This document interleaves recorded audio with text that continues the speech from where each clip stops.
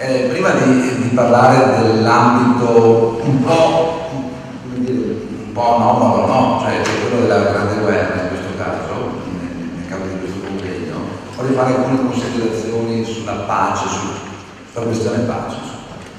Perché noi sappiamo alcune considerazioni filosofiche, diciamo così, cioè che forse potrebbero essere utili, e cioè la pace è ostacolata enormemente dalla notte dei tempi dalla violenza umana, che è connaturata purtroppo, e dalle logiche del possesso in generale, che sono nazionali, nazionaliste, cioè da fattori culturali e da sovrastrutture mentali. Questo è un po' un problema di fondo, no? È stato dimostrato poi, come sappiamo, che la guerra non risolve mai nulla, ne abbiamo fatte da 2500 anni in qua e in realtà non hanno mai risolto nulla, no? C'è chi però dice che in effetti qualcuno sostiene che la guerra, se poi, come dire, dà vita a una situazione di un certo tipo tra i rapporti tra i contendenti, può preparare la pace, e lo fa in genere con riferimento alla fine della seconda guerra mondiale, cioè alla fine di una guerra di 30 anni di fatto, in una parte del mondo, cioè la nostra, l'Occidente europeo, no? Ma ci sono voluti 70 milioni di morti, no? Per arrivare a questa considerazione. 70 milioni di morti. Ed è vero che nell'Occidente europeo, ora un conflitto tra stati è inconcepibile. Immaginate che noi dichiariamo guerra con i carri armati alla Germania, alla Francia, non esiste, no? Cioè non è proprio concepibile. Dovremmo chiederci perché. Perché a quella pace, diciamo, sono seguite delle dinamiche successive, che in genere purtroppo in altre occasioni non ci sono state, cioè dinamiche civili che accompagnano la fine del conflitto attraverso la costruzione di istituzioni democratiche, politiche sociali, politiche dei diritti, no? Che per carità, tra contraddizioni, false partenze, anni ripieni, eccetera, hanno contribuito a cancellare in qualche modo la logica della violenza nel rapporto tra le stati. E soprattutto anche grazie, va sempre ricordato, al di là delle sue imperfezioni attuali prodotte dagli stati, grazie alla grande intuizione europea di Spinelli e dei fondatori, no? Guarda caso, questa intuizione ci ha impedito di spararci addosso negli ultimi 70 anni. Anche grazie a questa intuizione, anche grazie alla costruzione di un'Europa che non è incompletata, che è incompiuta, ma che comunque ha messo, diciamo, a posto delle condizioni importanti di dialogo, quantomeno permanente, anche di conflitto, ma in qualche modo diplomatico. La guerra poi è la degenerazione del conflitto. Il conflitto esiste, la guerra è la sua degenerazione, cioè, il conflitto è una pulsione umana, non è eliminabile, no? Anche a livello quotidiano, come si dice, ma le pulsioni si possono gestire, esattamente come la guerra, infatti, fino a rendere queste pulsioni per certi versi un tabù, in sostanza. Questo è il punto. Se la guerra è una questione culturale, perché è una questione culturale anche, cioè è alimentata da fattori irrazionali, no? Bisogna fare in modo di agire per renderla inutile, altrimenti la pace rimane un trattato che poi viene violato naturalmente, no? Le guerre arabo-israeliane sono una riprova fino al prossimo conflitto. Quindi l'impressionante mortalità, per esempio, sovramortalità dei civili durante la guerra del Novecento e del loro essere usati come armi, perché attenzione, i civili vengono usati come armi, pensate allo stupro. Lo stupro è usato come arma di guerra ormai, no? E di quello in corso è un fattore decisivo, bisogna agire su questo aspetto, cioè aumentare l'attenzione verso i diritti, che sembra una cosa un po' da radical chic, ma aumentare l'attenzione verso i diritti significa agire sul piano culturale, questo è il punto. Cioè, allo scopo di creare un modus operandi, direi anche una forma mentis, un po' di latino ci vuole intanto, che rinunci all'uso della guerra, no? Per renderla l'unica responsabile della guerra della morte dei civili che stiamo assistendo, di bambini, no?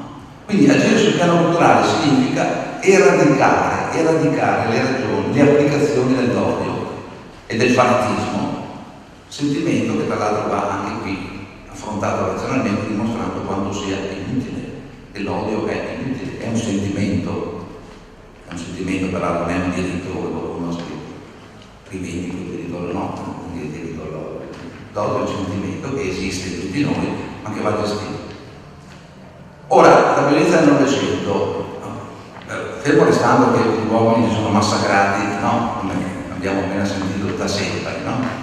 E qui non possiamo ripercorrere tutti i massacri della storia. Sta di fatto che il Novecento ha una sua forte accelerazione dovuta alla tecnologia, dovuta soprattutto, questa è una mia convinzione, alla degenerazione in qualche modo dello Stato-nazione. Lo Stato-nazione nel Novecento ha rappresentato un traguardo di libertà, no? Dalla rivoluzione francese in poi sono nati i cittadini e quindi il sentimento della nazione. È nato anche l'esercito in armi dei cittadini, peraltro, no?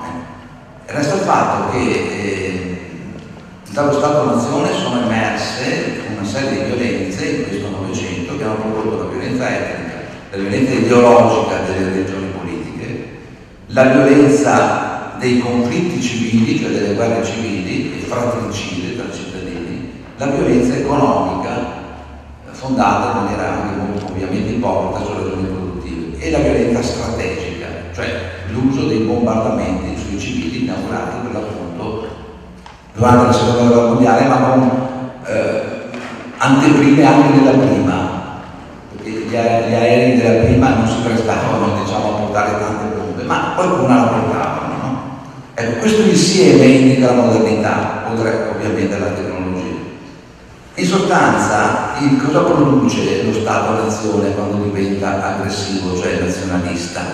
Produce, prima ancora, il colonialismo, cioè la fase del darwinismo sociale, no? Noi abbiamo una funzione da svolgere presso i popoli africani, nei popoli inferiori, quindi la teoria della razza, dobbiamo farci carico di loro, si cominciano a classificare razzialmente i popoli, il darwinismo sociale lo state studiando, no? Quindi sapete di cosa si tratta, e la costituzione di identità, come dire, nuove, che sostituiscono quelle tradizionali. Quali erano le identità tradizionali di un uomo, di una donna del 600-700? Erano quelle della religione, del villaggio, della famiglia, no? Per carità, anche lì con molte ombre, ora invece l'identità diventa etnica, di classe e di natura politico-ideologica e razzista o razziale, se preferite, no? Cioè, lo Stato della nazione, che tra l'altro è un principio di presente età, la nazione è un'invenzione, cioè non è che sia sempre esistita, esiste da un paio di secoli, quindi più, e dei suoi valori di libertà. Sì, a questo Stato si sostituisce ovviamente la necessità di creare un nemico. Cioè lo Stato-nazione, il nazionalismo, ha bisogno di un nemico, altrimenti non funziona. No? E la Grande Guerra, sotto questo profilo, è un processo di grande decivilizzazione per certi versi, perché si crea una cultura di guerra, cioè non si fa solo la guerra. La guerra viene preparata attraverso delle manifestazioni minoritarie, perché poi in genere la maggioranza è sempre silenziosa, come sapete, no? In cui si crea l'odio per il nemico, che diventa inumano, cioè il nemico va trasformato in non umano, ed è questa anche l'anticamera dei genocidi, no? Il genocidio è lo sterminio di un gruppo in quanto gruppo, ma prima di farlo, quindi ci vuole l'intenzione, bisogna disumanizzarlo totalmente e renderlo bestia, no? Come si dice. E quindi in pratica la guerra si muove in un contesto culturale quasi radioso, no? Le radiose giornate di maggio, le radiose giornate di maggio sono giornate che inneggiano l'entrata in guerra dell'Italia nel maggio dell'aprile del 15, no? Ecco, ma non solo, Ernest Jünger, uno dei più grandi intellettuali del Novecento, scrive che la nuova guerra consiste nel piacere di dare la morte, e in questa nuova guerra tutto è permesso, nel piacere di dare la morte, capite? Allora io avevo preparato delle immagini, ma qui lo schermo non c'è, perché le immagini, quando parliamo di macerie, di distruzioni, accompagnano la parola e sono estremamente evocative, perché volevo parlarvi sostanzialmente di 3 visioni alternative della guerra, in un contesto come il nostro, il nord-est, che è stato completamente in gran parte distrutto, perché il teatro della prima guerra mondiale, come sapete, si è svolto esattamente nel Veneto e nel Friuli. Nel Friuli, non ancora Venezia Giulia, per l'altro, insomma, e nel Trentino. Questo è il teatro della prima guerra mondiale, no? E il teatro delle macerie della prima guerra mondiale ce lo siamo molto dimenticati, lo troviamo nelle foto, ma proprio per lanciare questo segnale verso un modo di fare la guerra già allora diverso da parte di qualcuno, vorrei introdurvi a 3, diciamo, elementi, a 3 finestre che potremmo chiamare in questo modo, cioè la guerra bella, la guerra aliena e la guerra disumana, no? Cioè, partendo con la guerra bella, volevo leggervi questo passo che è estremamente curioso e interessante. Guardate che lo recupero perché non trovo più. Perché adesso io procedo delle letture, capite? Con la guerra bella, dunque, questo è il corrispondente del Giornale d'Italia, il 25 giugno 1918, durante la battaglia alla fine della battaglia del Montello, sapete, la battaglia del Solstizio, no? E sta descrivendo Nervesa. Nervesa è una delle cittadine che più ha sofferto perché è stata rasa completamente al suolo. Di 400 case che aveva, ne sono rimasti in piedi una decina. Naturalmente era stata sgombrata precedentemente, i suoi abitanti erano stati sfollati, i famosi profughi, nel resto delle province del regno, come si dice, un po' come tutti i trevigiani. Sto parlando di numeri importanti, adesso non ho tempo di farveli, ma è un bel capitolo anche quello, per certi versi, degli effetti della guerra, la profuganza, no? Quindi la cittadina, dice questo giornalista, è tutta dilaniata dalle cannonate, non una casa è intatta, quasi tutte sono sfondate, sbocconcellate, crollanti. Il quartiere della Filanda, con tutti i suoi regolari passeggiati industriali, è quasi interamente distrutto. La piazza centrale, con la costruzione sovrastante del municipio, è tutta sconvolta, piena d'armi, di cartucciere, di bossoli, di gavette austriache, di bombe a mano, di tutte le sue... Insomma, e va avanti dicendo che anche il caffè dell'indipendenza, l'albergo al mondo, tutto quanto è distrutto, svetrato. Cioè, la cittadina, un tempo ridente, è un vero campo di battaglia, ma così sconvolta, così fracassata, ci sembra assai più cara e sacra di quanto era tutta agghindata con le sue felici e belle costruzioni intatte, con le strade pulite e allietate dal sorriso delle sue leggiadre fanciulle ai bombardieri che vi avevano fissati la loro scuola. C'era una scuola di bombardieri, nella quale c'era anche, tra l'altro, un certo Marinetti che nei mesi precedenti, aveva esaltato la guerra come il genere del mondo, no? Quindi Nervesa prima era analizzata, ma adesso che è tutta quanta rasa al suolo è più bella, è molto più bella. Questa è la bellezza, cioè il piacere della morte, no? Che produce questi effetti.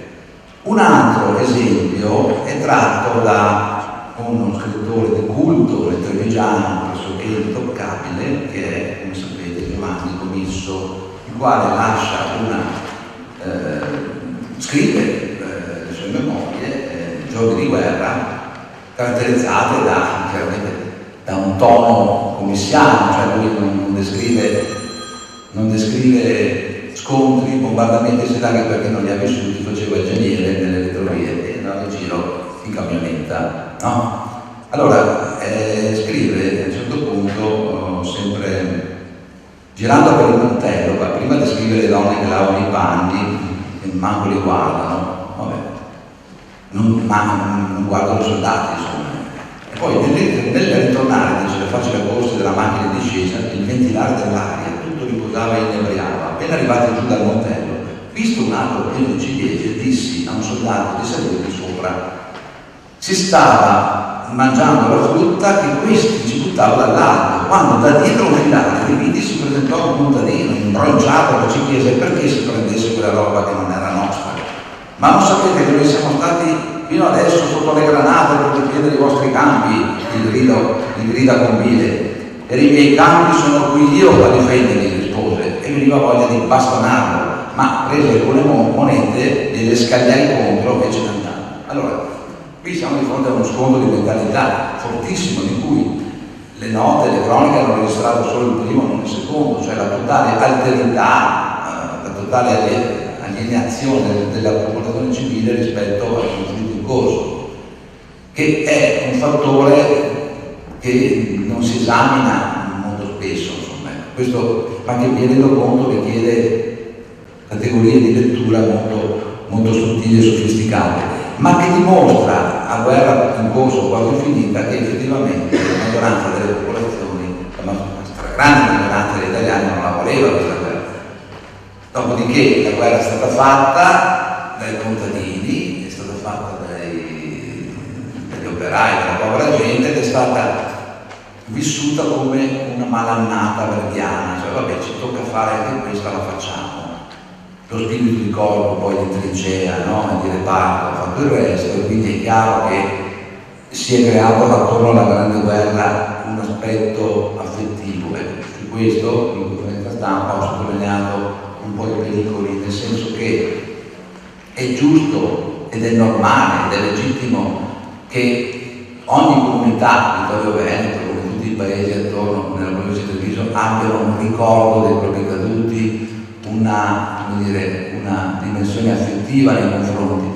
Quello che però ai fini nostri, cioè della costruzione di un paradigma mentale diverso, è abbastanza pericoloso, è continuare a eroicizzare e a dipingere in termini quasi evocativi, emotivi, affettivi, quello che è stato un massacro autentico. E sotto questo profilo, per esempio, gli itinerari delle trincee, che vanno benissimo, devono assolutamente prevedere una condivisione di letture che tenga conto sia del feticcio di sé, della vestigia, no? Vivevano così, benissimo, ma anche delle categorie mentali, politiche, ideologiche, che hanno portato questi disgraziati a morire in luoghi di enorme bellezza, che per loro però erano luoghi assolutamente infernali. Vi consiglio la visione di Tonerando i prati di Olmi, è un film stupendo sotto questo profilo, non succede quasi nulla sostanzialmente, ma quello che succede di veramente forte è che uno entra dentro il mood, dentro il clima terrorizzante della guerra, di questi soldati che vivono in questo avamposto, insomma, no? Ecco, è tutto in uno scenario stupendo, tra l'altro, uno scenario montano bellissimo. L'ultima finestra, non so quanto tempo sono sì, è dedicata invece a un brano che viene sottolineato secondo me abbastanza poco, perché si tratta di un romanzo molto famoso, Un anno sull'altipiano di Emilio Lussu, dal quale è stato tratto un film molto più famoso ancora, Uomini contro, che probabilmente avete visto o vi faranno vedere, se vi inviteranno a vedere. Un grandissimo film che ha fatto epoca e ha rappresentato anche un punto di lettura tra il racconto della prima guerra mondiale fino a quel momento e il racconto della prima guerra mondiale dopo quel momento, perché come sottolineiamo l'altro ieri, per costruire una cultura di pace bisogna cambiare anche il modo di raccontare la guerra, sostanzialmente, questo è il punto. E Lussu, personaggio sul quale non ho tempo di soffermarmi, ma che è stato uno dei grandi protagonisti della vita del Novecento italiano, sardo, no? Come sapete, era un ufficiale, il libro, il film, insomma, in qualche modo lo ritrae, no? È anche autobiografico per certi versi. Era un ufficiale e descrive quello che gli succede durante il fronte della guerra e conflitto. C'è un momento molto importante, molto strano, diverso dagli altri, in cui sostanzialmente lui e il suo reparto si imboscano, come si dice, cioè si nascondono tra fratte, cespugli, eccetera, in una situazione, diciamo, di mezza collina, mezza montagna, vallonata, e da quella loro posizione, del tutto casualmente, vedono arrivare un reparto di soldati austriaci nemici con un ufficiale, eccetera. E l'ufficiale si avvicina a loro, si accende una sigaretta e comincia a fumare rilassato, diciamo. Ecco, lui a quel punto Lucio lo guarda, anzi lo guarda, lo punta e scrive, e sta lì questo fucile in mano, dice, cioè, come fare una serie di considerazioni. Certo, facevo coscientemente la guerra e l'ha giustificato moralmente e politicamente, perché Lusso, insieme ad altri, è stato un interventista democratico, da non confondere con i nazionalisti esaltati, per carità. Gli interventisti democratici erano che la guerra non fosse il genere del mondo, ma fosse un modo per mettere fine a secoli di stati oppressivi come gli imperi, no? E a costruire un futuro di libertà e di democrazia. Illusi, chiaramente, idealisti, giovani, molti di loro si pentirono di questa posizione, e quindi Lusso lo scrive, insomma. La mia coscienza di uomo e di cittadino non erano in conflitto con i miei doveri militari. La guerra era per me una dura necessità, terribile, certo, ma alla quale obbedivo, come ad una delle tante necessità, ingrate ma inevitabili della vita. Un po' quello che vi dicevo prima, si fa questa guerra, diciamo. Pertanto facevo la guerra e avevo il comando dei soldati, la facevo dunque moralmente 2 volte, avevo già preso parte a tanti combattimenti. Che io tirassi contro un ufficiale nemico, nella situazione in cui si trova adesso, no? Era quindi un fatto logico, anzi esigevo che i miei soldati fossero attenti nel loro esercizio di vedetta e tirassero bene, se il nemico si scopriva. Perché non avrei ora tirato io su quell'ufficiale? Avevo il dovere di tirare, sentivo che ne avevo il dovere. Se non avessi sentito che quello era un dovere, sarebbe stato mostruoso che io continuassi a fare la guerra e a farla fare agli altri. No, non c'era dubbio, io avevo il dovere di tirare e intanto non tiravo. Avevo di fronte un ufficiale giovane, inconscio del pericolo che gli sovrastava, non lo potevo sbagliare, avrei potuto sparare 1000 colpi a quella distanza senza sbagliarne uno. Lui era tra l'altro un grande tiratore, cacciatore di cinghiali in Sardegna. Bastava che prendessi il grilletto e gli sarebbe stramazzato al suolo. Questa certezza che la sua vita dipendesse dalla mia volontà mi rese esitante. Avevo di fronte un uomo, ne distinguevo gli occhi e i tratti del viso. La luce dell'alba si faceva più chiara ed il sole si annunciava dietro la cima dei monti. Perché dice un uomo, perché lo vede. In guerra ci si spara molto spesso senza vedersi, no? Allora pensavo, tirare così a pochi passi su un uomo, anzi la luce dell'alba si faceva più chiara e il sole si annunciava dietro la cima dei monti. Tirare così a pochi passi su un uomo, come su un cinghiale. Cominciai a pensare che forse non avrei tirato. Pensavo, condurre all'assalto 100 uomini o 1000 contro 100 altri 1000 è una cosa. Prendere un uomo, staccarlo dal resto degli uomini e poi dire ecco, sta fermo, io ti sparo, io ti uccido, è un'altra. È assolutamente un'altra cosa. Fare la guerra è una cosa, uccidere un uomo è un'altra cosa. Uccidere un uomo così è assassinare un uomo. Non so fino a che punto il mio pensiero procedesse logico, certo è che avevo abbassato il fucile e non sparavo. In me si erano formate 2 corpi, 2 coscienze, 2 individualità, una ostile all'altra. Dicevo a me stesso, ehi, non sarai tu che ucciderai un uomo così.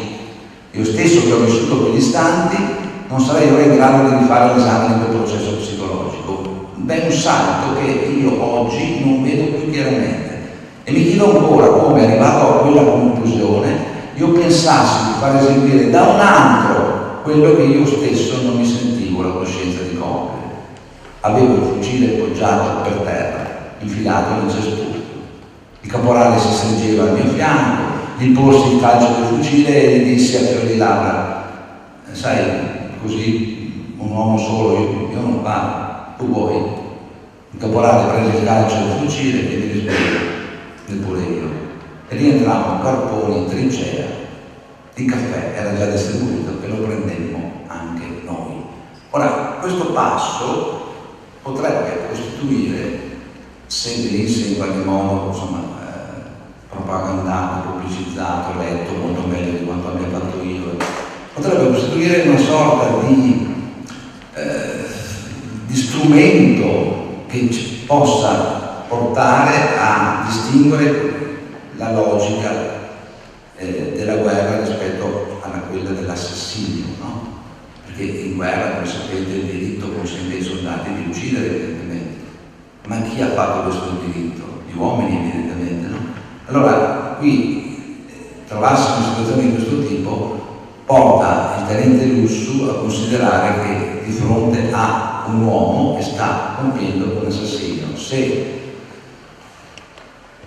noi come umanità riuscissimo a fare finalmente questo salto mentale, forse veramente, no, la guerra potrebbe essere abolita. Per fare questo salto mentale bisogna operare sulle strutture culturali, come si è operato su quelle che hanno portato a definire una pratica che un tempo era piuttosto frequente, cioè quella dell'incesto, e renderla un tabù. Se noi riusciamo a rendere un tabù la guerra, avremmo risolto molte cose, ma al tempo stesso, vista anche l'età, purtroppo, mi rendo conto che si tratta di una proiezione di un programma, un vasto programma, avrebbe detto un generale francese una volta, un vasto programma che è a voi destinato. Grazie.